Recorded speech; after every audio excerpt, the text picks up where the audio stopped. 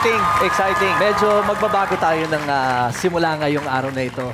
Coaches, first of all, pwede bang palakpakan natin ang mga bago nating coaches?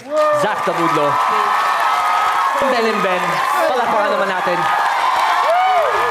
Marami tayong first time ngayon dito sa The Voice Kids and galing sa amin ni Julie to. We have something special para sa mga bagong coaches. Yeah. May regalo kami para sa inyo. Alam niyo ba to? Tahimik lang ako dito, pero... Alam mo to, Jules. Kasama ka dito. Hello. Eto, unahin ko muna ang medyo kaedad ko, si Zach.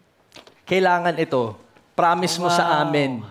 You have to promise us na kasama mo to sa kama mo. Wait, kinakabahan ako? Yan. Huwag kang kabahan. Ako bahala sa'yo. Ito muna, bro. Welcome to The Voice Kids. Thank you so much, Kuya Belly. Thank you.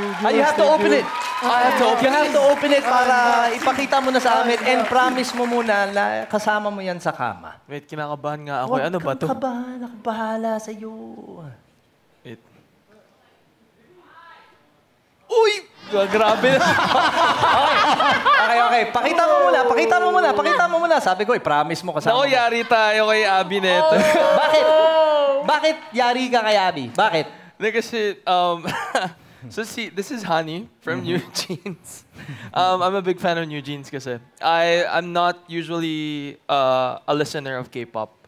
Pero isa sila sa mga unang nag-break sa akin ng norm, I guess, of listening to Korean. Isa sila o siya yung nag-break ng norm? Sila. Anyways, hindi pa tayo nagtatapos dito dahil meron tayong pawat si Migs ng Ben and Ben. Huwag kang kabahan! Ano ka ba?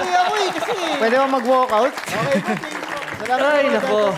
Nako, kinakabahan talaga ako. Iisa lang naman yung upuan nyo as, you know, as a duo kayo and as one. Siyempre ito ay sabay nyo nang bubuksan. Okay. Kasi para sa inyo naman talaga ito.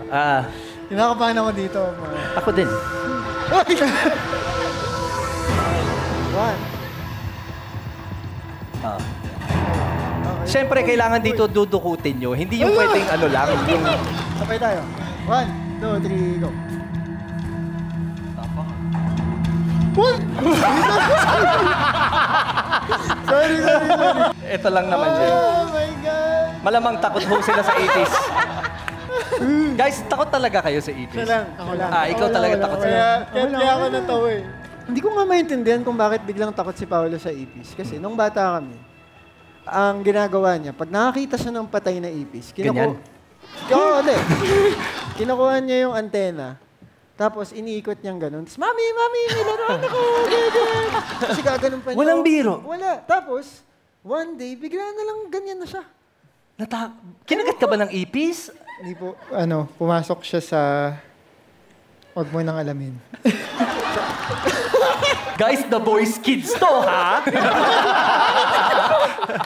Anyways, guys, welcome to The Voice Kids. Let's go!